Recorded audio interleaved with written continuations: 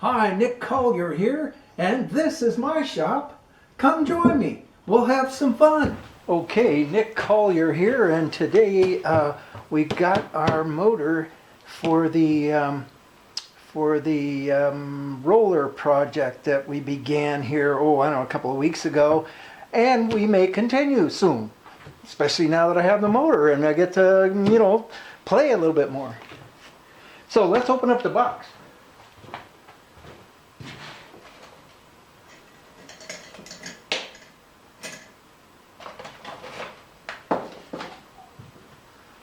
All right, let's see what we got.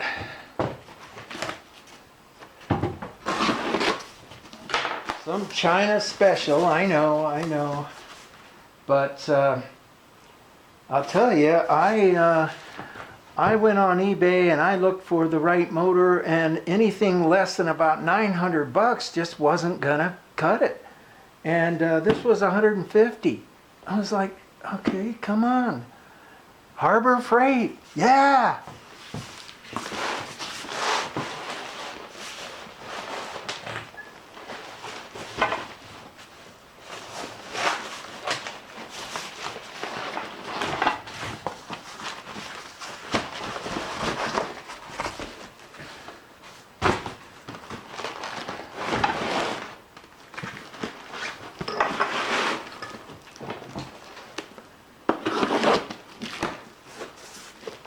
Okay, an 1,100-pound hoist with all of the accoutrements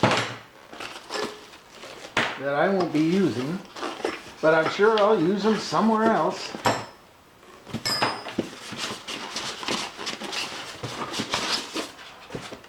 And there she blows.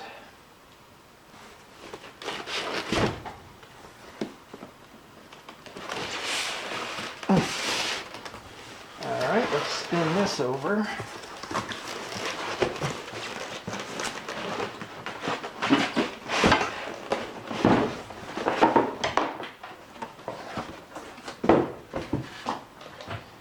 Now, of course, this is the way the hoist is supposed to run.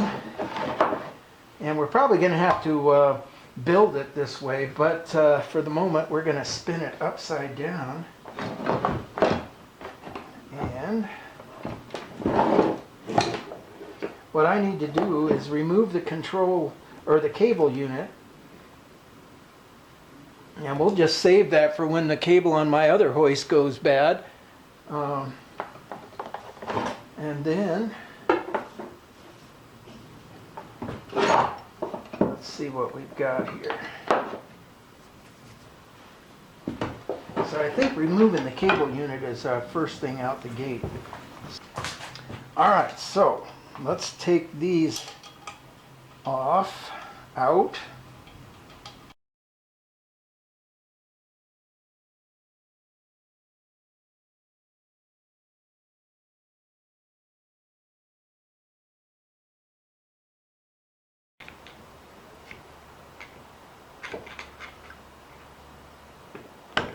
There it is. Look at that. Oh man. A little bit sloppy there, but once we get a bearing on this side, I think we'll be set. Now let's see how this is gonna function.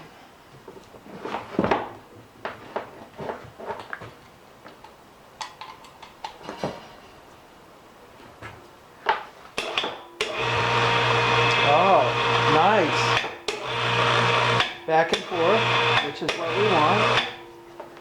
Perfect. That's going to be excellent. So for right now, we just see what we can do with building some kind of hex for this, and then maybe sleeving that so that we can put a keyway in there, and also at the same time put this wheel on here so that it will run. But that is another day, and we'll figure that out soon enough. The main important thing is that it spins pretty fast. It's got a good speed to it, which means that by the time it goes on that wheel And this wheel, we're going to have a pretty good, it's going to slow down a fair amount. I think this is about a 4-to-1 to this wheel here. So that'll give us what I think what we're going to need. Okay, I got curious. What is this gearbox going to look like, and what does this shaft look like behind the housing? So let's go ahead and take that out.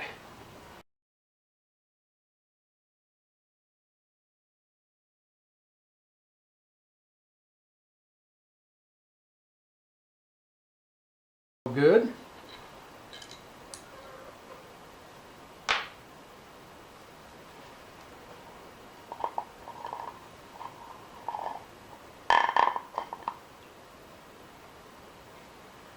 Let me get a paper towel. And let's see what that gear looks like. Can you see that? Yeah, let's bring it in close. I think all this is just grease. But what we're interested in is the point contact of that gear. Look at that. Ah, nice. I think it might be a press fit.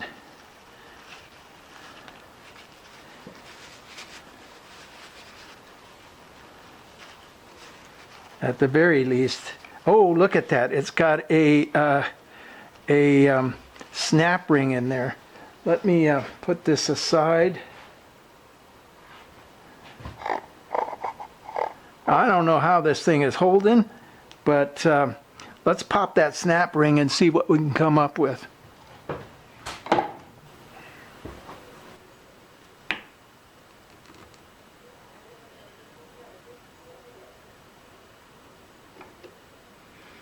One snap ring off. Let's clean off the grease so we don't lose it. We'll just leave it on the pair of pliers. All right, and I'm guessing it's a press fit, but it's hard to know. We're going to just tap it just a little bit to see.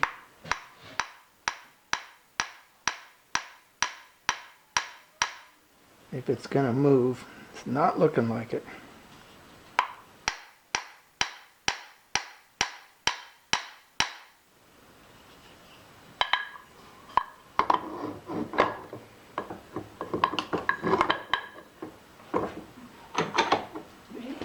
Hey.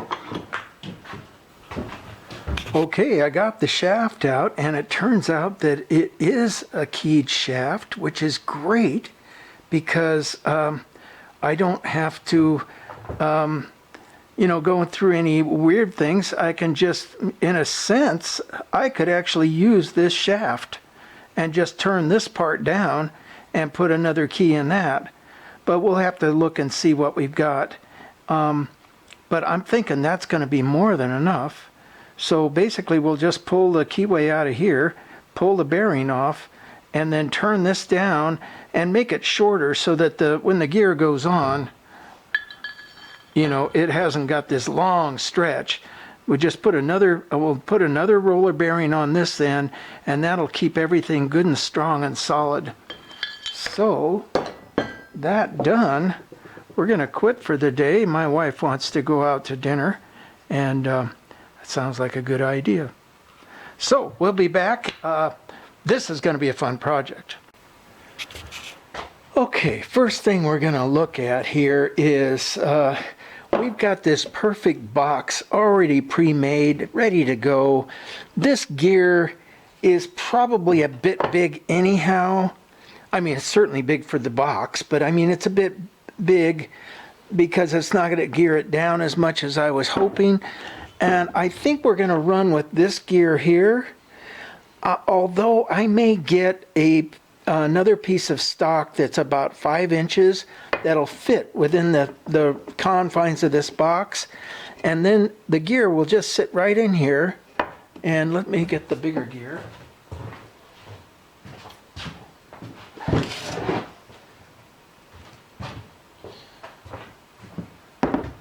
Let's just imagine the gear is sitting on the shaft, And then the bigger gear would just come in on top of this and run here. Now, it looks to me, well, that might not actually work now that I'm looking at it. Let's see here. That goes to there. So that's going to be just a little bit higher than that. Let's see how much room we have here. I'm thinking it right about there. So we got about 4 or 5 inches. And I don't think there's enough room. We could just set this up on top of here and see how that looks. And this could go from here to here, and that's still only 6 inches. So I'm guessing we're going to have to come in from the other direction no matter what. Well, darn, that was a really nice little unit. But one thing we could do is if we have a 5-inch gear, let's see what, this is 5 inches, yep, 5 inches, so 2.5, it still doesn't quite come down to the bottom of this, this little box. And I'm wondering,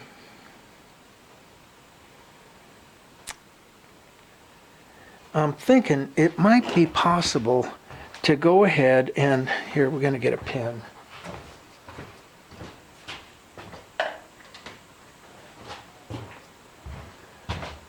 Go ahead and cut a slot in this box, something like that, so that when we turn this upside down, this gear is exposed enough that the larger gear can attach to it, and then we don't have a length space problem. Oh, yes, do we? No, we don't. Then there's plenty of room. So that means that this actually wants to come over a little further.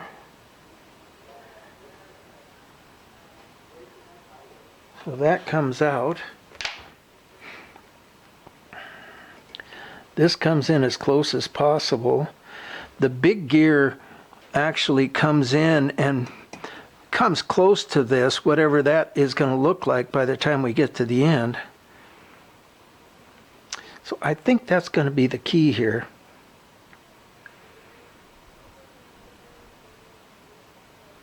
Yeah. So for the moment, I think what we want to do is we're going to come in and recut this this main drive shaft, trim it down, shorten it, and get it set up so that it will handle this gear or the next gear that I'm going to make, and that'll give us the ability to get the gear in place and know exactly where it's going to land, and then we can cut this slot more accurately. We'll be back. Okay, well, since my centering tool is being used on the Bridgeport, we're going to just kind of make a fake it center tool. I just grabbed a piece of stock here, and we're set up at 60 degrees. I believe 60 degrees. I'm going to go around and have a look just to make sure.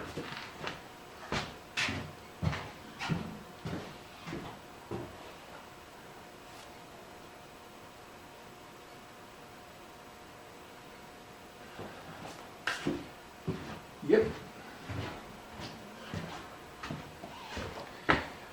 Now,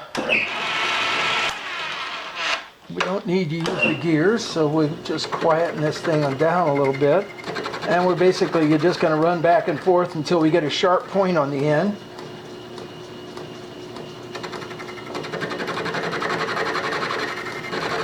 Okay, so I think we found a lathe dog that will work here, and it'll hit the jaw, so we're good there. Oh, hey, maybe we better make sure that the nut's gonna turn. It looks like that bolt is rusted in, but we'll figure that out later. So we're gonna put a cone on the end of that.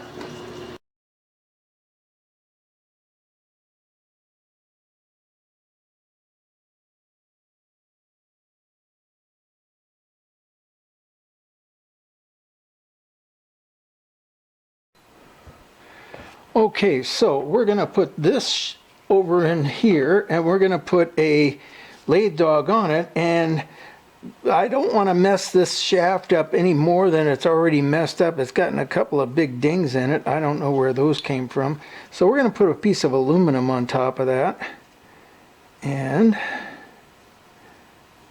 oops, we got to go the other way, don't we? Okay.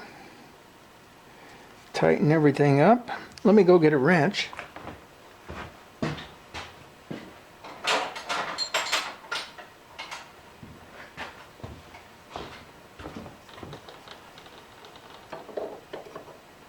Ooh. It does lock, but just barely. Oh, wait, no, it doesn't. Look at that. It misses.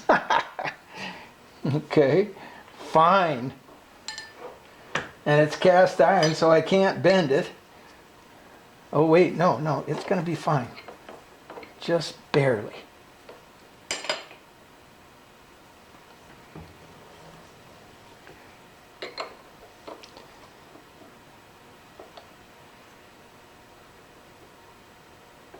I mean, it is hitting, but I'm swearing it's like, a 1/16 of an inch, maybe even less. Okay, we got her snug down. Looks pretty good. I think we got a pretty good setup here.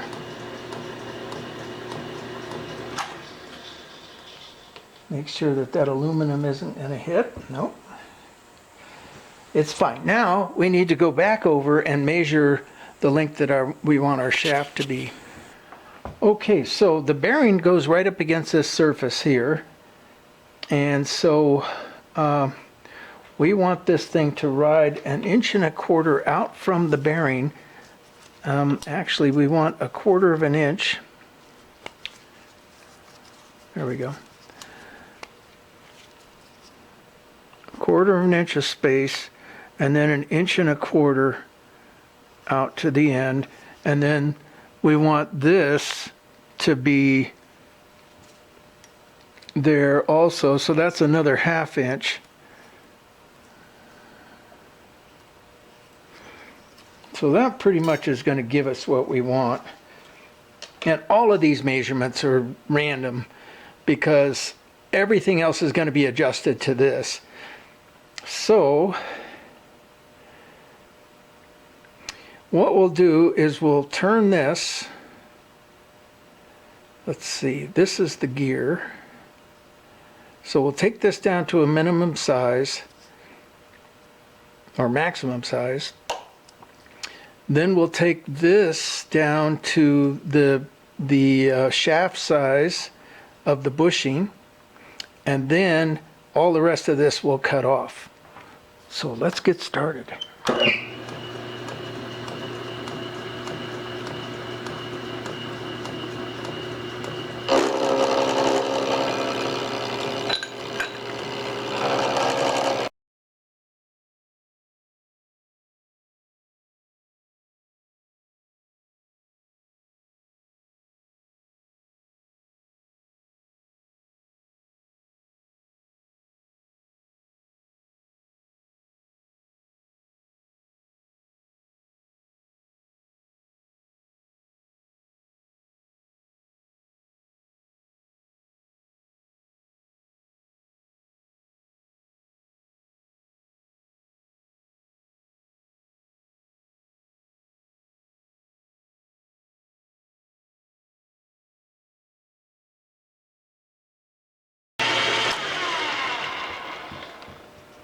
Okay, we almost have a clean shaft here, but notice how it's cutting light here and heavy there. So probably our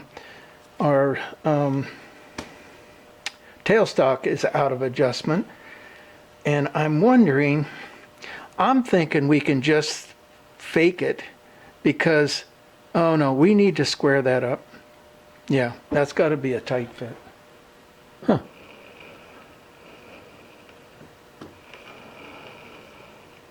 I'm seeing almost no change.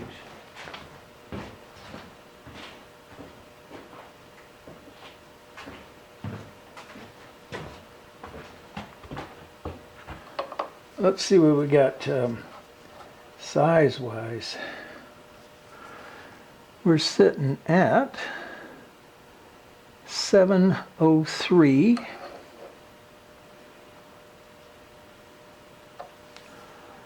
And this is 707. A couple of thousandths.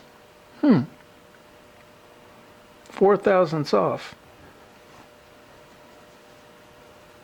Can I live with that?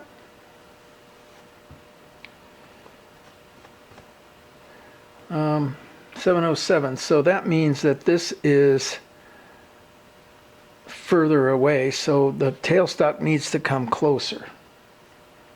Let's see what that does.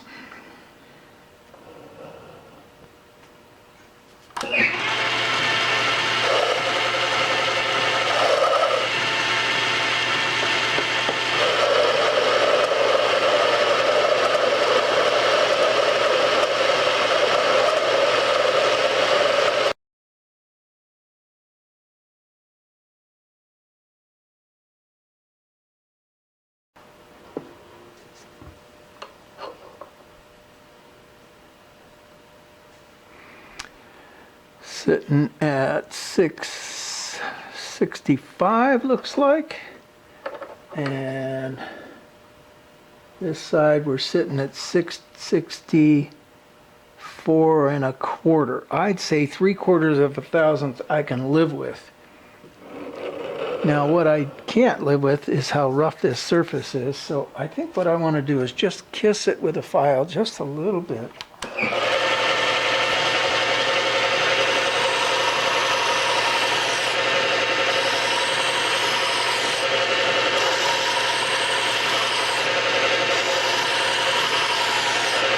Not putting much pressure on it, just knocking off those top edges. Yeah, that's much better. Okay. So that looks pretty good. Now we want to come down to the size of the bushing shaft, which is 6. Wait a second here.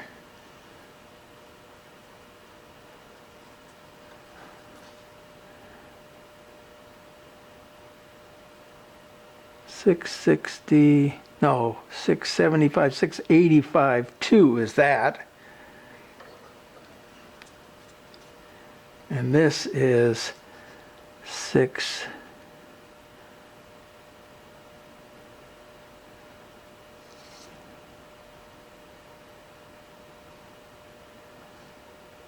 $65. Okay.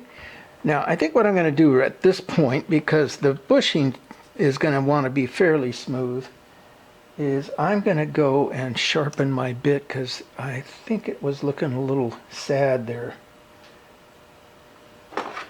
on this last cut. So we'll be back. All right, so now we want to bring this out 1.25 inches approximately, somewhere in the middle of that line. And we need 1/2 inch of that. So let's go ahead and run this in and see what we can come up with. I don't know, that looks a little high. Well, that's pretty good. All right.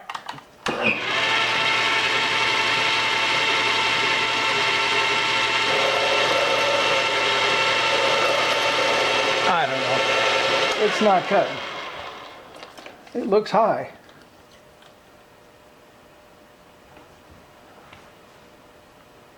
If it's high, it's just a little bit.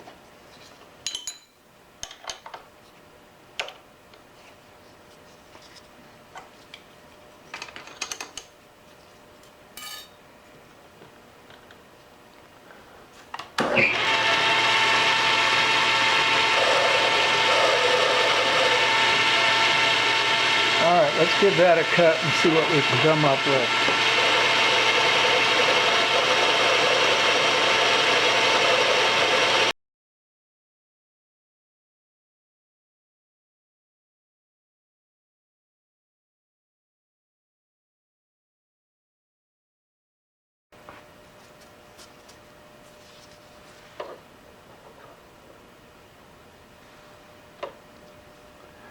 So we're sitting at 675 and a half, and this is at 668.5.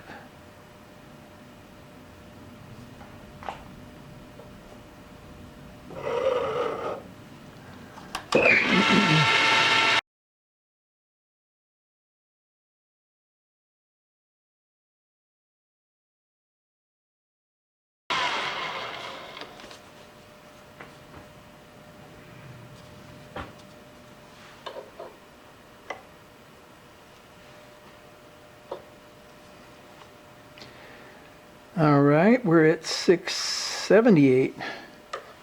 No, 6. Let's see what we've got here. We got about 5 thousandths to cut.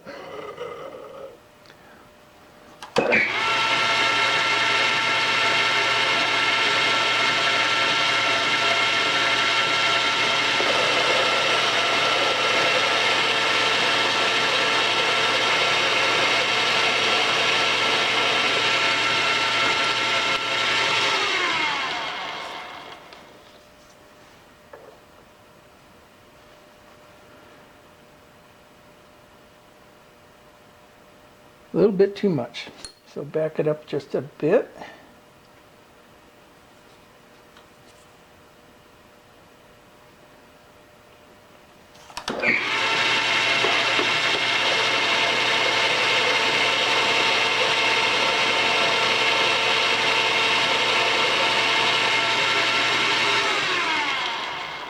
And since we have a lot of room, we can just test it as we go and come up with the exact right number. And that's not quite enough by 1 thousandth and a half. So just a little bit in.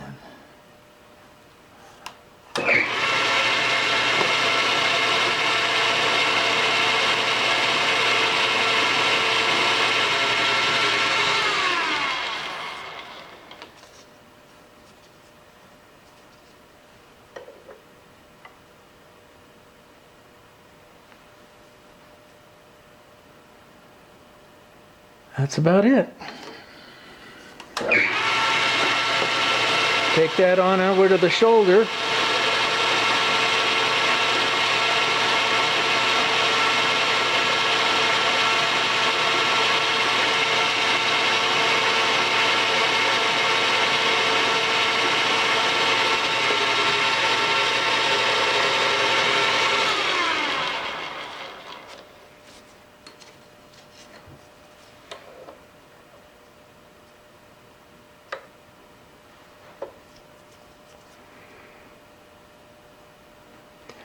So we're about 1 thousandth too thick, which makes me happy because I can just take it out with a file.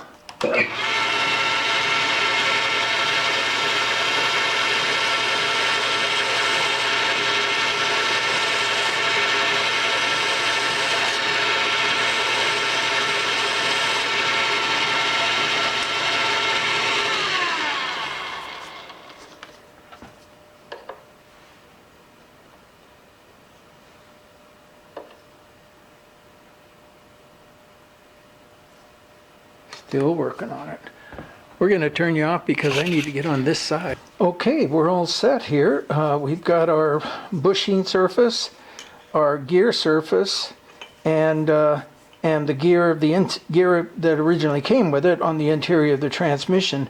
Now what we have to do is put a keyway in here, which won't be hard, except we can't do it right now because the Bridgeport is busy.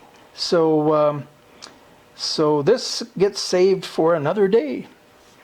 We'll be back. Okay, this may or may not be the next step in this whole operation, but I see it, I spotted it.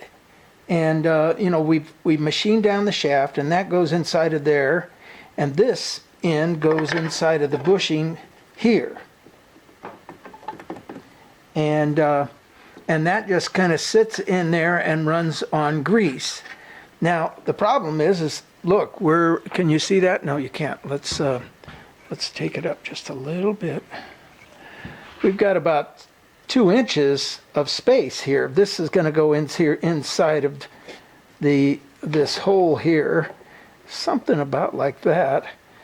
So this plate needs to either be replaced or moved. And I'm looking at this thing and I'm seeing that it's got this really sweet little TIG weld that runs right down there and partially along the bottom, and then right along the bottom there and right up. And I think I can just come in with a grinder and just grind into that weld and split that weld, loosen up this plate here, and let me back you up here a little bit, and just move it in and re-weld it. I mean, why not? It's there, it's the right height, it's the right bearing or bushing, you know, it's going to be a no-brainer. But that's for another day for now, and we'll be back.